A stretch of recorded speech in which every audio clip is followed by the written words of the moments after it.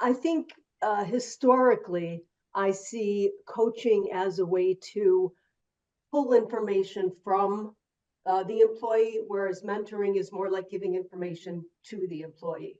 And mentoring tends to be more of I see it as an internal role that might help with career trajectory and breaking down barriers to help the employee succeed that way.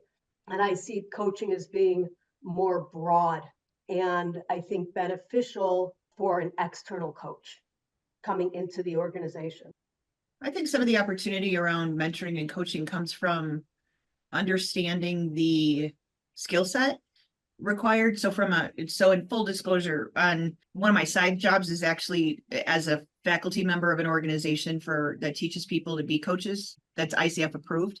But I think the core skills of a good coach are skills that can be used in any conversation that might be intended to be a conversation and might turn into a mentoring conversation, depending on where the person's at, depending on what they need out of that conversation.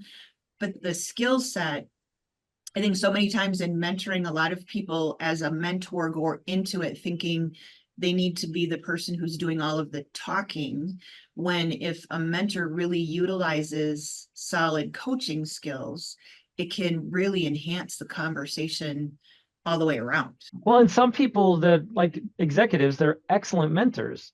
They're not great coaches. They just don't have they weren't born to be a great or exceptional listener in that regard, but they can, if you're asking them for advice, they'll engage in a different way and you can learn a lot from them.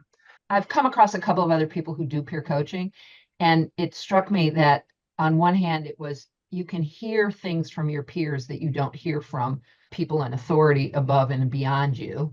It's like whether it's a teacher or anybody else, you're going to trust your friend or somebody else who has your common experience at your level.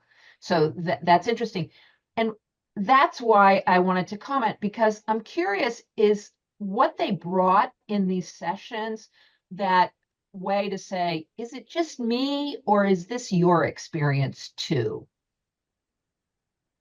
I mean, there was definitely a bit of that. I think we're all similarly situated in our career, so kind of similar experience, similar levels. And so I think the insight we brought from our different experiences was interesting, but there was some overlap. Some imposter syndrome, like not feeling like they belonged in the room with the leaders that they're working with. But it wasn't just to commiserate. It was really to kind of help them work through that. Like, why are they feeling that way? That's what we're seeing as well continue on after we step back after the 10 weeks. We love to see them continue moving as a group. And that's why we've also engaged our early career business resource group to put their arms around them as well to keep them together, right? Because they will stay together as a local early career network, hopefully throughout their whole career, unless they leave us. It sounds like your programs mix the formal with the informal, and then you added to informal, like get together and just be humans with each other, because that enhances the psychological safety we need. And we've lost so much of that in the remote and hybrid workforce where we don't know each other. We don't take a few minutes at the beginning of the call and say, who are you? Or what's happening to you this week? And it's been interesting how psychological safety, how many times that's been mentioned in our chat over here on the side. It's key. And I think we're curious, how many of you, as you've developed programs, have, intentionally put this formal process into your program? What has this conversation sparked in you that you might want to do based on what Kim shared with us and Anton?